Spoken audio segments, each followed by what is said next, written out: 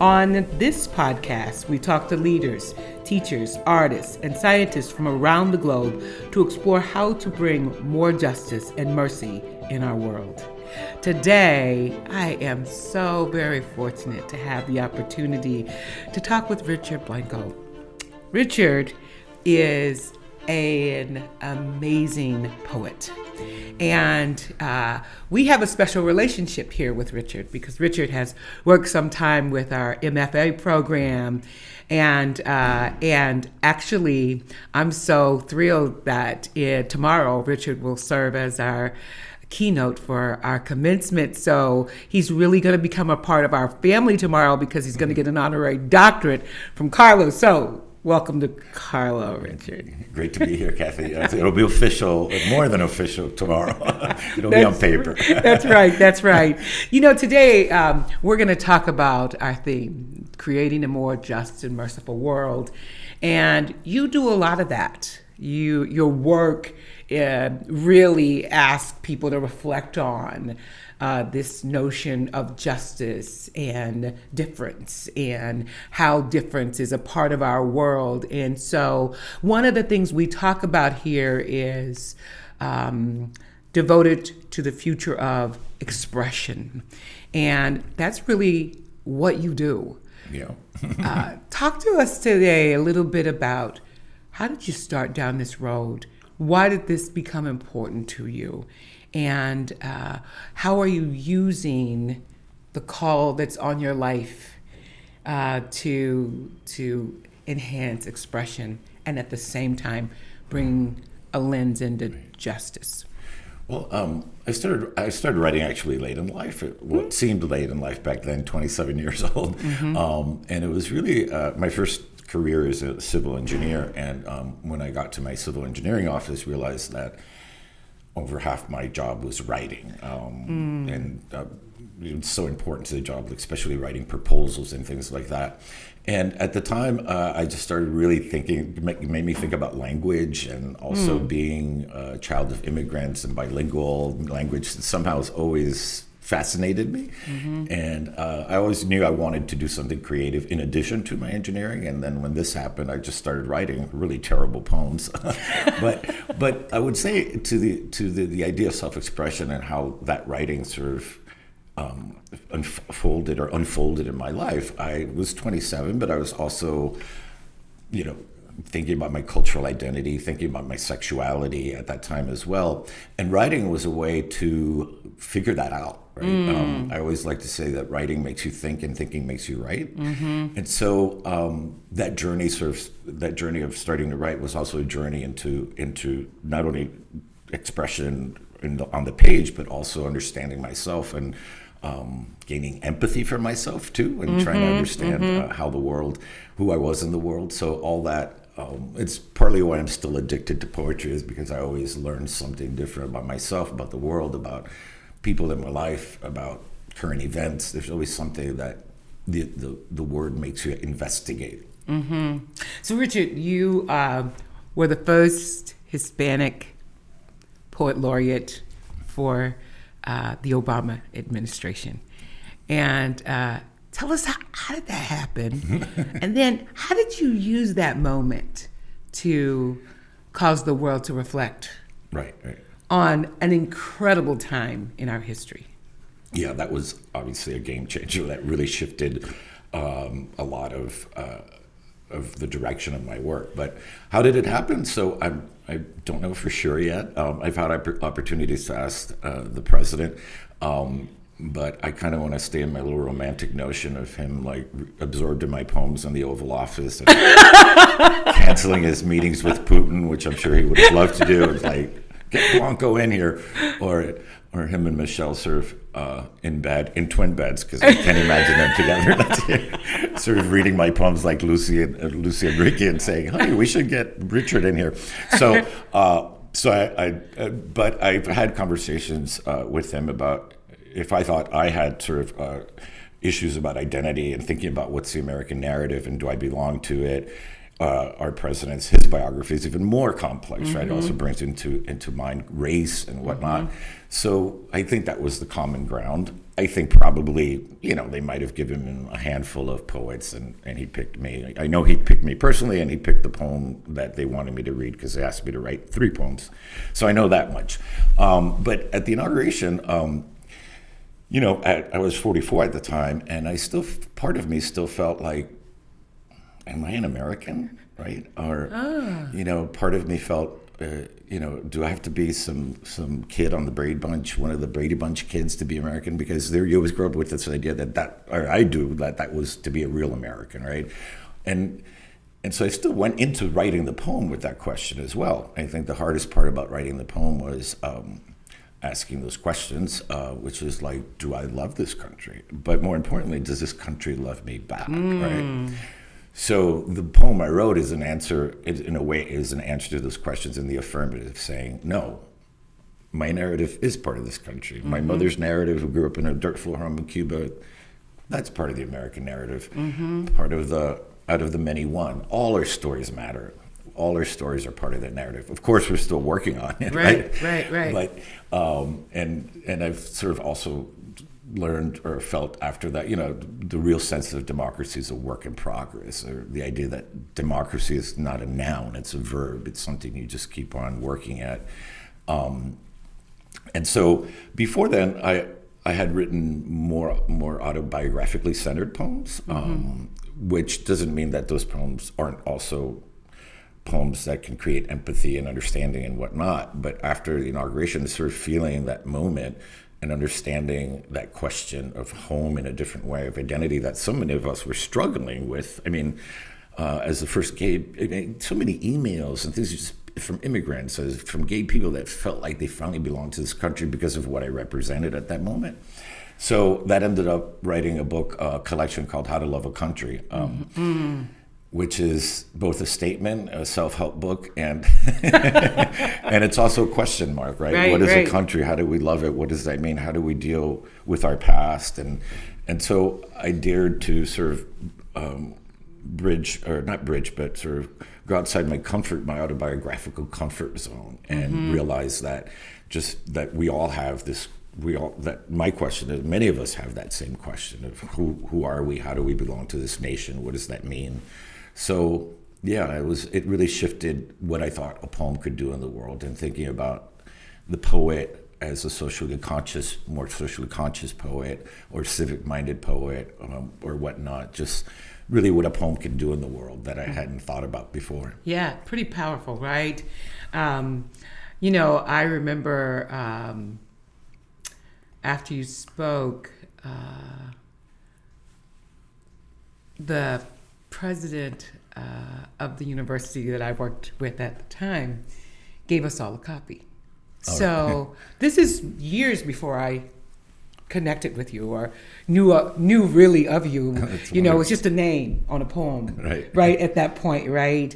And it's incredible how the circle of life brings people back into your life. But, I think what is so profound for me is, as we struggle to really work with young people and not so young people to say, how do we create justice? Really and truthfully, it's about 2 things you just talked about. How do we help people love each other? And how do we create urgency to reflect on how do we do this? And you talked about your challenge and your struggle to get to, do I belong here? Right. Am I an American? I think it's a question that a lot of people ask themselves, because what is that, right? What did you come to? And how did you get there? Am I American? And yes, I am. But what's that road? And how do we help other people get on that road? Yeah, I mean, I think that, again, the inauguration was really shifted my thinking on that. And I mean, also it was a great introduction to being in America, so to speak, in front of the mall, in front of a million people. So I really felt like, I guess I am an American. I guess I am. Right. But of course, I mean, in terms of expression, I always, I do it through my poetry. I think we all have different roles, or we fall into different bins in terms of what are the things that activate us, right? What are the things where we're best at? And I found that what I'm doing with my poetry is I'm like a horrible activist, so to speak, right? Leave me at my desk. I can't do the picket sign thing, you know what I mean? But we all, there's people that's what they're good at. That's right. So in terms of that, I just feel like my poetry is my sword, so to speak, even though the pen is mightier than the sword. But I try to create poems that then people can use, right? People can internalize. I lend my voice to different programs, different fundraising programs, different organizations, and I often write poems for them, and just lending my voice to empower them and inspire them. Right. So I found that that's what works for me. I think also, is that what helped you to start moving? Well, of course, the experience. I mean, if you're standing in front of the President of the United States and on the mall, you gotta say, I must be a part of this, right? But how do you really get there? I'm pretty amazed at the question, right? I mean, as a African American woman, there have been many a times that I've had that question: do I belong? Do I fit? Then I've had to ask the question, how am I going to fit? Right. And I'm sure, as a man of color who is gay, having to ask the same question, but how do you get there to say, I am American. Yeah. I'm the quintessential American. Well, I mean, I think it's been a long process. I think in some ways my entire body of work has been asking those kinds of questions. As I like to say, when a poet is writing one poem all their life, it's that central question. For me, it was always about identity, home, and belonging in whatever dimension in whatever aspects that happens. And I think it's almost like scripted, because I think that moment there actually is when it happened. It was like writing that poem made me realize that. And if for those of you that might not be familiar with the poem, it serves this Whitman-esque sort of sweep of all different kinds of Americans, right? All of us sort of united, but not united, but sort of connected in ways that we don't even sometimes realize. But I put myself in there too, because I'm one of those people, I hear America singing from Whitman. That was the moment. That was the moment where I felt that connection, but also a certain charge, right? I was charged to continue that work, right? To continue that work with the poetry, to continue voicing both my doubts and my journey and my story and my realizations as to what it means to be an American, and share it with others, so that they can also sort of have their own moments, right? Right. So for all of the challenges that I have endured, all the racism sexism that I've endured, I can still say I love this country, right? Because, all you have to do is walk outside of this country to know, oh yeah, we got some problems, but we're not this bad, right? Have you come to that conclusion? Very much so, yeah. Okay. In part of that is being I'm an immigrant by 45 days. I got here when I was 45 days, but I grew up in an immigrant family, Cuban immigrants, plus a whole huge, close-knit, exile Cuban-American immigrant community. And as I always like to say, my mother's more of an American than I could ever be, because, she left Cuba. She left her entire family behind in Cuba, 7 months pregnant with me, goes to Madrid, has me. 45 Dailers, they emigrate once again, but she's really that leap of faith and belief in the ideals and the promises of this country. She never lets me forget that, right? And so the perspective also that they always bring to the table of what they had to go through during the communist revolution and how their lives changed. So sometimes I know when things are bad, sometimes I feel like saying, you ain't seen nothing yet. You know what I mean? Like the stories my mom and it's scary because some of what we're going through right now, like the writing's on the wall, right? Exactly. But I just feel like that kind of real patriotism has been imparted through me, through my family and my community. They just, this country gave them refuge and also opportunity and quintessential sort of immigrant experience and ideal. So that's true as well. And I also, in a way, I don't have another country either, right? But often when things are bad, for example, where I teach right now in Florida, things are bad. And I know that they're trying to make it bad to leave. So, I'm just going to go get a job in New York. And I'm like, That's exactly what they want me to do, right? That's so I'm exactly I'm going to stay in there to, again, democracy is a verb, right? So I think that keeps my love for this country in a weird way present, is the idea that we have to work, right? There's work to do. So it's a bit ironic, but yeah.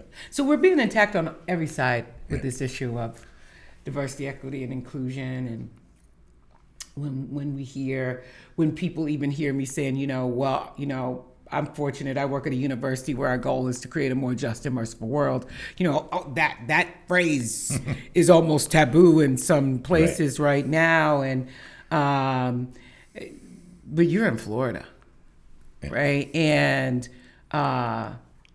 that's a tough place for these topics. How are you guys managing that? And how are you creating students in your space to really speak up for justice, to speak up for those who cannot speak, and for those who don't feel like they are a part, for the disenfranchised? Yeah. So I teach at my alma mater, so it's twice over. I got both my engineering degree and my creative writing master's. So it's a really special relationship I have with the university, and I think with the students, even though we're a generation or two apart. But so I should say also it's in Miami, so that is a bit of a bubble, and so it's a little bit better because all my students, 98% of my students are other, of color, of other, so that helps. But how I try to show up, right, is so I'm a graduate of that same school, so I understand most of them are working class, first generation immigrants or immigrants themselves. So I try to show up in that way, supporting them and thinking about their stories, making sure that they understand, through the writing, right? I teach creative writing and U.S. Latinx literature, so letting them to understand their representation in this country, helping them to express themselves and their doubts as well through creative writing, to get them to think about those topics. So I think that's the work I'm doing with them. I couldn't imagine, there are a million places I could teach, right? But I feel myself sort of mirrored, and I feel like that's a great place for me to give back, so to speak. Both, I guess, as a role model, but also I get them. I grew up in Miami, 3 blocks away from the university. Oh wow, that's cool. So I feel like there's a sense of mission there, beyond that would go beyond just sort of teaching. I try to have that empathy, that understanding, that would hopefully, let them graduate feeling much stronger about themselves and who they are in the world and their capabilities to change and do good in the world. So we are now at a time where, higher education is just being attacked, and the value of it, the return on the investment of it. You and I are sitting here as recipients of it, right? What should we be telling young people right now? Because they're confused. Should they go to college? Should they not go to college? If they don't go to college, where would they have these conversations? And what will it do to our world, our society? Well, I think at least in the context of the subjects that I teach, or the courses I teach, it's especially a big question for them, because these are English majors, creative writing majors, and so again, in Miami, being more traditional immigrant or households, like, English? You're going to study English? Don't you know English already? So they do have a lot. In my particular case, I think they have a lot of doubt in with the humanities, especially, and creative writing, and that I have to prop that up a lot. And I try to show them a path of some kind to negotiate that, that life, you can figure it all out, right? Or that's what I did. But yeah, they seem to have much more, not only doubts, but also, at least in my school, very working class families. It's harder these days. So like, some of them, I have to do outreach. I'm like a little Cuban grandmother. Like, I'm like, hey, you didn't show up to class today. What's going on? I'm just making sure that that I understand, that I have empathy, but also that how important it is for you to come to show up. But yeah, definitely. In my case, I always also make the argument about how important the humanities are, so that they understand that what they're doing matters. That this world would be a much more fair and just world if everybody really paid attention to the humanities a lot more, and to get them to see that the chances they're taking by being an English major will have its important work. I think that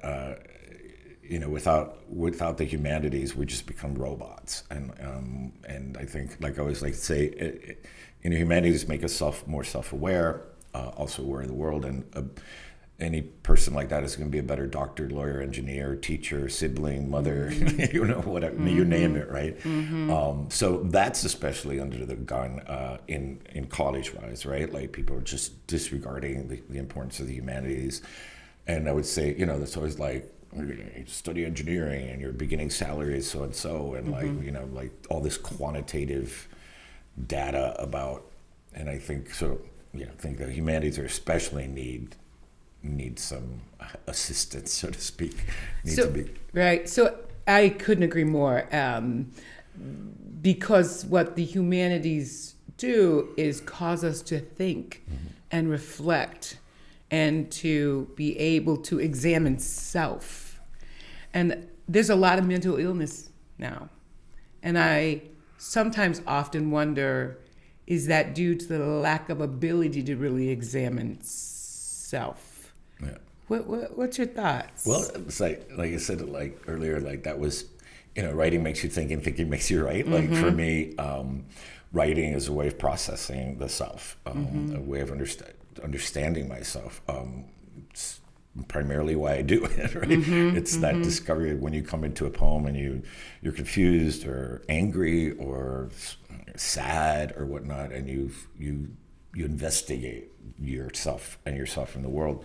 So that's a really important part. But I think the humanities, I totally agree. Like it's about suffering, but it's also empathy. So it's about empathy for yourself first. They're like, okay, it's okay to feel this way, or I feel this way because this and this, and that's okay, right? Yeah. And then you sort of breathe into it.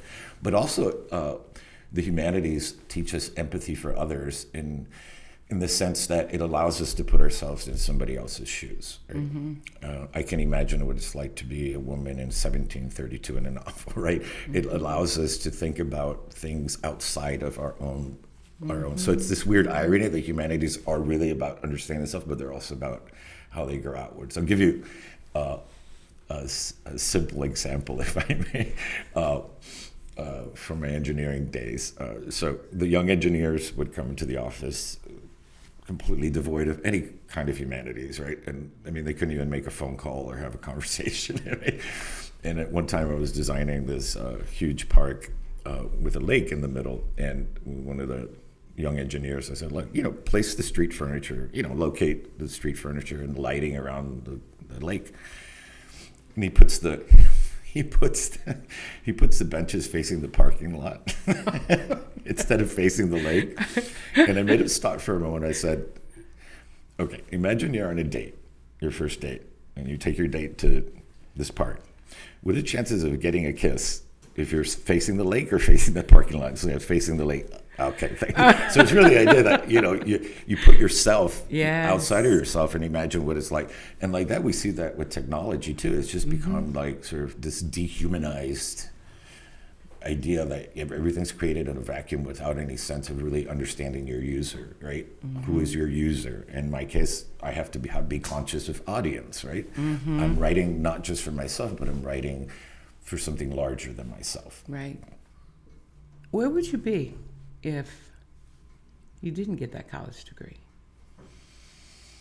Wow, that's a good question. I've never had to imagine that. I was working at my uncle's grocery store all through college, so I'd probably be there. But besides those matters,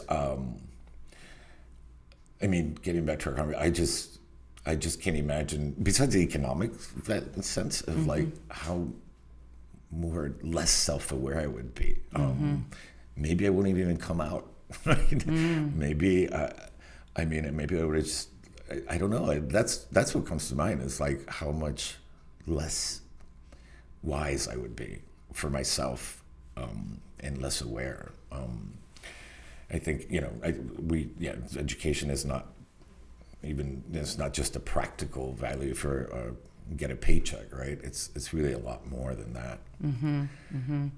Absolutely, and I think that speaks a lot to the return on the investment, because it's not always just about the money; it's about a full life. Yes, and so it's interesting to hear you say, that's something that you don't even want to contemplate. Yeah, I've never.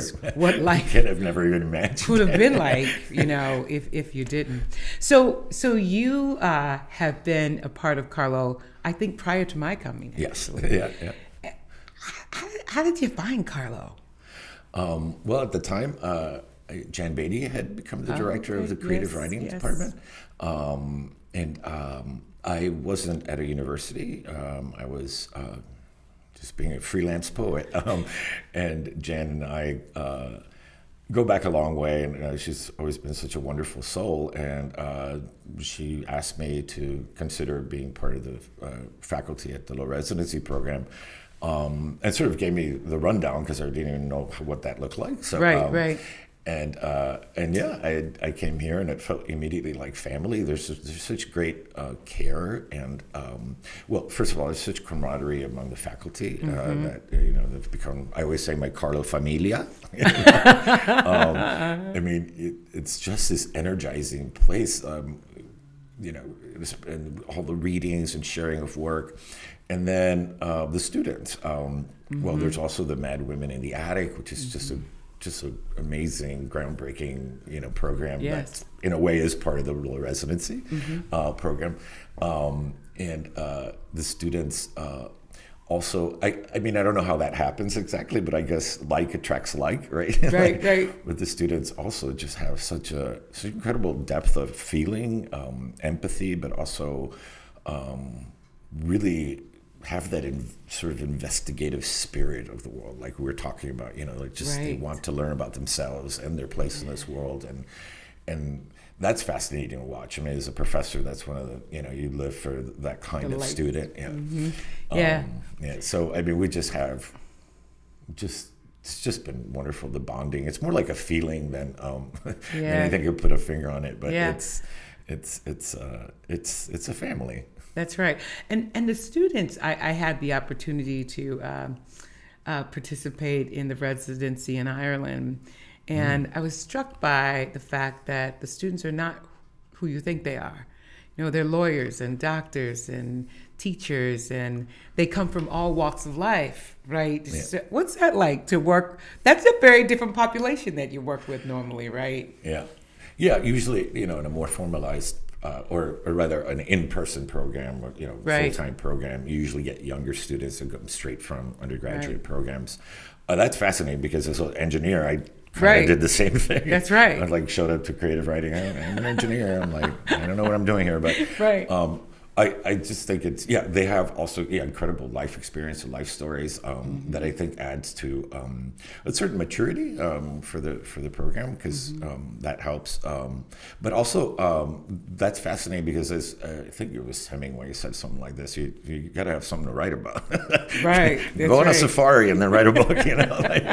So what they bring to the page outside of it, sometimes poetry can become very sort of insular or very too academic, or sort of it doesn't. We're talking about empathy, right? And I think when Right. people have gone through stuff and different experiences, they know how to relate those experiences and then create something within themselves but outside of themselves that people, Yeah. their work sort of welcomes the reader in as well. Right. So you've got a book out, brand new book, Homeland of My Body. How did you come up with that topic?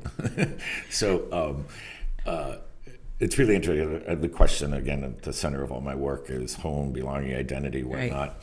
And asking what home is like asking what's love. It changes as one changes or circumstances change. And so partly it was the pandemic.